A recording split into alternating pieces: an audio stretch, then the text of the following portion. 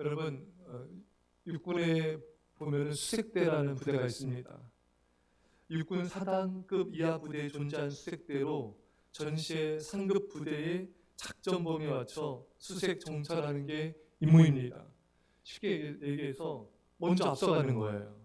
앞서가서 적의 동태를 살피고 또 위험물이 없는지를 살피고 후방 부대가 안전하게 적진으로 공격할 수 있는 역할을 감당하는 굉장히 중요한 역할을 감당하는 특수부대입니다.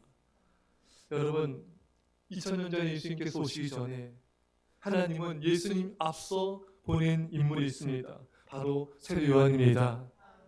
왜 앞서 보내셨습니까? 예수님이 이제 오시는데 예수님께서 오실 때 사람들로 하여금 예수님을 맞이하도록 준비시키는 작업을 하는 것이 바로 세례 요한의 임무였습니다. 그 당시에는 영적으로 굉장한 암흑기였습니다. 말라기 선지자 이후에 400년 동안 선지자가 없었습니다. 사람들은 하나님의 말씀을 잘 듣지 못했어요. 하나님의 말씀이 들리지 않는 영적으로 어둠 속에 있는, 그리고 또한 로마의 압제 가운데 신음하고 있는 그런 참으로 힘들고 어려운 시대였습니다. 사람들의 마음은 영적으로 답답하였고 마음은 강박하였고 이런 상태로는 주님을 맞이하기가 어려운 거예요. 사람들의 마음이 이 강박하고 딱딱하고 답답한 마음이 녹아져야 됩니다. 옥토밭이 되어야 돼요. 그 역할을 하는 사람이 바로 세례 요한이었습니다. 여러분, 우리도 마찬가지입니다. 우리 한 사람 한 사람도 이 역할을, 이 사명을 감당해야 됩니다. 여러분 가정의 어둠 속에 있는 가족들을 위해 답답하고 강박한 그 심령이 깨어져서 주님을 맞이할 수 있도록 여러분들이 가족들의 마음을 녹이는 그런 역할을 해야 됩니다. 성도들의 강박한 마음, 학생들과 아이들의 무지하고 어리석은 마음, 영적으로 암 속에 있는 이런 자들에게 정말 주님을 맞이할 수 있도록, 주님의 음성을 듣는 자가 될 수 있도록, 그 마음이 온유하고 겸손하고 부드러워질 수 있도록 우리가 먼저 앞서가서 저들의 마음을 여는 자가 되어야 되는 것입니다. 그러려면 어떻게 되는가? 기도해야 됩니다. 세례 요한은 기도의 사람이었어요. 그는 전심으로 기도하였습니다. 기도함을 통하여서 백성들의 마음이 녹아지도록, 그 마음이 깨어지도록, 그 마음이 부드러워지도록 그는 주님의 오심을 준비하는 자였던 것입니다. 여러분, 우리가 성경에 보면은 성령 임할 때 새 마음을 주시고 부드러운 마음을 주신다 하셨습니다. 새 영혼으로 거듭나게 되는 거예요. 여러분, 간절한 기도가 없이는 모두가 강팍해집니다. 여러분 자신도, 가족들도, 자녀들도, 성도들도 간절한 기도가 없는 사람은요, 이미 마음이 강팍해져 있어요. 이미 마음이 시험에 들어 있어요. 늘 시험에 잘 들어요. 그럴 수밖에 없어요. 예수님께서 시험에 들지 않도록 깨어 기도하라. 그러니까 깨어 기도하지 않는 사람은 시험에 들게 된다는 말씀인 것입니다. 여러분들은 깨어 기도하고 있습니까? 여러분들의 마음은 부드럽고 옥토밭이고 여러분들의 마음은 하나님을 갈망하는 마음밭입니까? 이 새벽에 여러분 깨어 기도하시고 우리가 회개합시다. 천국은 눈물로 간다 했습니다. 강팍한 마음으로 안 돼요. 낮아지고 겸손하고 마음에 늘 회개에 눈물이 있는 사람, 이런 사람의 심령에 천국이 임하게 된 것입니다. 여러분, 우리는 주님 오심을 준비하도록, 그 영혼들이 주님을 맞이하도록 믿음으로 권면해야 되고 말씀으로 깨우쳐야 됩니다. 세례 요한이 와서 회개의 메시지를 선포합니다.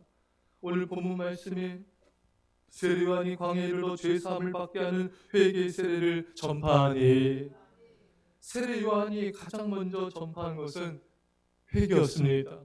예수님께서 이 땅에 오셔서 가장 먼저 선포하신 것이 회개하라, 천국이 가까우노라. 여러분, 이 회개의 메시지는 너무나 중요한 거예요. 이 회개의 메시지가 있어야, 회개가 있어야 천국이 이루어지게 되는 것입니다. 근데 요즘은 많은 사람들이 회개의 말씀을 잘 전하지 않아요. 왜? 사람들이 회개를 별로 안 좋아합니다. 사람들은 그래서 위로받고 또 평안하고 이런 치유되고 이런 말씀만을 쫓는 경향이 있는데, 여러분, 예수님이 이 땅에 천국을 임하게 하기 위해서 오지 않았습니까? 여러분, 우리 안에 천국이 임하려면 회개밖에 없습니다. 회개하라, 천국이 가까웠느니라. 여러분, 여러분들도 지난날에 돌아보면은 언제 하나님을 만났습니까? 우리가 하나님을 만날 때 여러분, 회개할 때였어요. 그렇죠, 여러분? 우리가 하나님을 만나고 하나님을 경험하고 그 사랑을 경험할 때는 항상 회개할 때였어요. 그런데 그 회개가 날마다의 깊은 회개인 것입니다. 어느 한 시점의 회개가 아니에요. 수련회 가서 그때 회개했지, 그게 아니에요. 우리 회개는 날마다 회개해야 돼요. 날마다 깊은 죄악을 놓고 깊은 눈물의 회개가 있고 가슴을 찢는 회개가 날마다 있어야 되는 거예요. 여러분, 성령이 임하면요, 이런 날마다의 회개가 일어납니다. 그리고 날마다의 기쁨이 일어나게 돼요. 회개를 통과하지 않는 기쁨은 온전한 기쁨이 아니에요.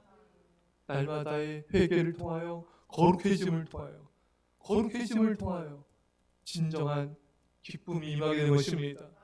여러분이 이 창을 반짝반짝 닦으면은 이렇게 깨끗해지면서 밖에 이런 경치며 이런 아름다운 모습이 산이며 바다며 보이지 않습니까?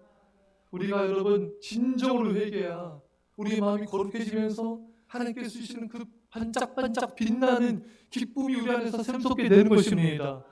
거룩한 사람은 그냥 기쁜 거예요.